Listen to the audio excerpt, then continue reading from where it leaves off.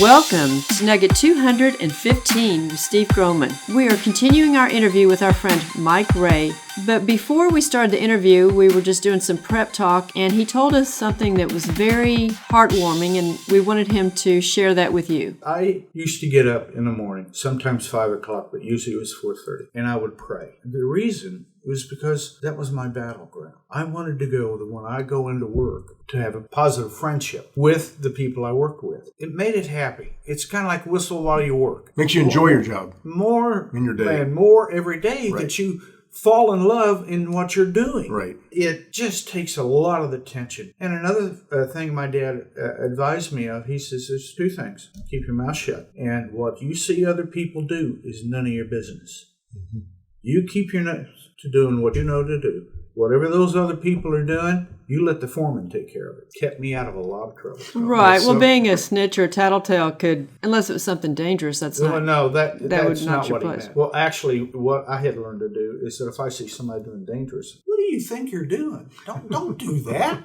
It ain't worth that. Well, yeah. Well, let's talk about the dangers because it is dangerous work. It's very dangerous work. I've seen things I don't think people should see. I've seen a truck driver trying to beat a railroad crossing. The biggest piece of his tractor was about that big, and that was part of his transmission. Like a loaf of bread. It knocked him 40 yards out of the cab. We found his body in the ditch. Yeah. You don't want to talk about stuff like that, but it happens. Did he bust through the arms or with pre-arms? Well, he tried. He thought he could outbeat the train. He didn't make it. It was one of the areas where they didn't have arms. Let me ask you a question about that, because I often wonder that. When something like that happens, trains derail or at least have to stop, what does that do to the business? Sometimes I would imagine that could shut things down for hours. You're talking probably $1 million, $2 million.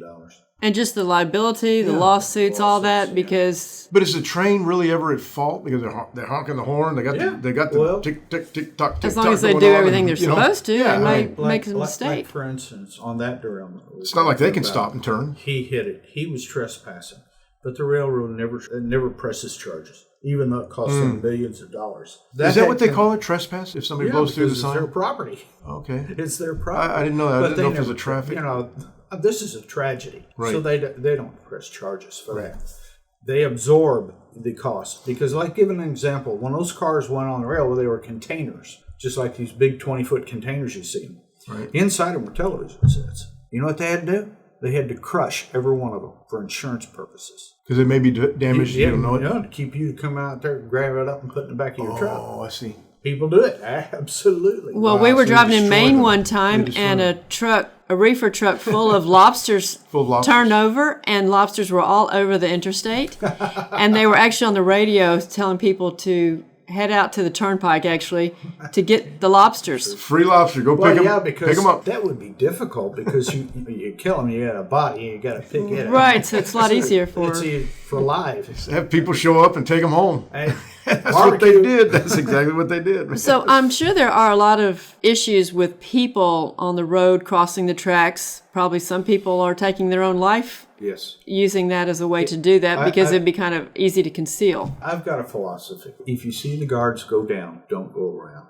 Absolutely. Yeah. You cannot win. And it's frustrating sometimes, of course, when something we don't know is going on and the thing's down, this ding, ding, ding, and lights are flashing and the train's just sitting there. It's like, really? Well, a lot of times. Either cross or back up or turn it off. There's multiple reasons. Tons they of could be reasons, changing a crew out. They've got a very stringent law that they can only work for 12 hours. Believe me. They watch it. You don't want an engineer that's been That's up true. for like 12 hours. They'll change a crew out. They'll wait for another train to pass because they only got one main line. Maybe they're having a problem. Right. Because they want them trains. I know they they have need a to train master that has got his eye on that train. And he's saying they're 5 minutes behind. This isn't in a control center you're speaking of, right? I'm talking about they have a guy drives in a car or an SUV, and sometimes he'll pick a train and he'll just he'll follow it. Then you got the FRA. It's kind of like a secret shopper, and the train guy doesn't know it, right? Right. Oh, that's interesting. That's cool. That's part of supervision. Then you got the FRA. The FRA is very into watching the railroads. They'll have a man set out with radar. Boop. they'll stop the train in a minute. Federal Railroad Administration. Okay. They're very good people. To make sure they're not they're pushing the pedal to the metal too hard. Right. That or too slow. They have got regulations that as you coming across a crossing and just before you get there, you got to blow your horn 3 times before, while you're in it, and afterwards. And you got 15 seconds to blow it 3 times. Boom, boom, boom. It's legal. Why? To let people know that you're coming on it, that you're on it, and that the locomotive has passed to the other side. That is a federal law. Just like with us,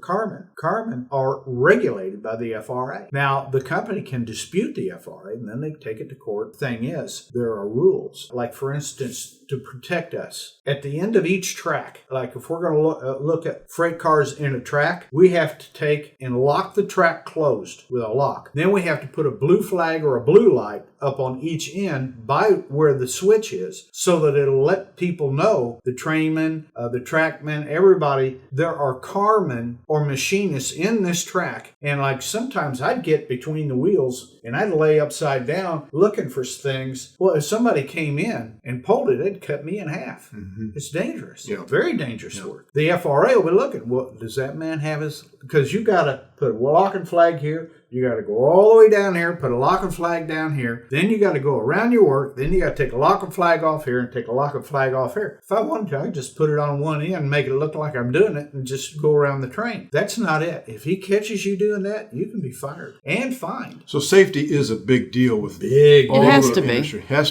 to be. Yeah. Very, very much so. If you get caught on a blue flag law, that's pretty serious. I want to ask something about the competition because there were mergers. The railroad tracks are owned by the railroad company, correct? Except, like when you go into an industry, like I said, Georgia Pacific, that comes to mind. Right, the private rail tracks in an industrial that's their park. Property. We help them. They sometimes they don't want to hire a crew to come in and repair their tracks. We'll do it. We charge them. Other than that, all of the rail is owned by the companies, the different companies. The only competition you have are 18-wheelers. No. Or I guess air, but as far as transportation, there are only so many railroad tracks. There's air, there's truckers, which they don't really bother us because what we haul, they can't. Aren't there the trailers that 18-wheelers haul on these trains? Yes. I mean, it looks like they're just double loaded for miles and then they go to a place, they're unloaded and put on tractor trailers. And that's what this intermodal is about, right? Yes. That is exactly. One time we saw something that was just absolutely mind-blowing. There was a train, and we were stopped. These wind turbine, the blades, they're longer than a car. And they got those things braced up, and over the other one, we were right at a curve, and this thing would, and all of a sudden, it would start turning, but yet that blade is straight, and then it would turn. Then the next one straight, and then it would turn. It was the funniest looking thing. I got volunteered for that. And they sent me to school to learn what they call open top loading. I was the guy who had to go out and make sure that it was Federal Association of American Railroads, where they have rules that needed to be followed. So we got rules like you wouldn't believe. If I measure this out and I get the combined gravity of the cars and I measure them all out, I'm the one that has to sign that piece of paper. And if I make a measurement wrong and it goes through a tunnel and it don't make it, who do you think they're going to come back on? Well. Who do you think's working at a different location soon, right? You fill out the paperwork, you send it in. The dispatcher looks at it and says, well, can't go under this bridge, can't go around that turn because it's so tight. They're plotting their information from you. And if you're wrong, you're also putting people's lives at stake. Some of that stuff, trains get close to. A lot of times it's not a whole lot of extra clearance. There's a lot of things. Like I've had situations where track number 1 is right next to the main line. Main line, they got a 40-mile-an-hour limit. Here I am between these two. Main line's empty. I start down. I get halfway into it, and all of a sudden a train comes by. First thing I do, I know that my track that I'm looking on is safe. I get in between the cars. Why? Because at 40 miles an hour, it can actually pull you into the train. It's not just the vacuum. It's the fact that it's an optical illusion. You're walking this way. The train's coming this way. And everything's moving around. You have a tendency to want to walk into the train. And if you're looking at it, you go where you're looking. Exactly. Like it's skiing. It's like riding a bicycle. If you focus on the tree, guess where you're going? You get real close to that tree. Yeah. So I would step inside. I had a friend of mine. They were switching in their track. He didn't see nothing. He turned around to light a cigarette. Boom. Car hit him, knocked him down, put him into retirement. Well, he's lucky he went into retirement instead of eternity. Very lucky. All right, well, I think we're going to stop here and we'll do one more nugget and wrap up some loose ends with our friend Mike Ray and the railroad. Thank you.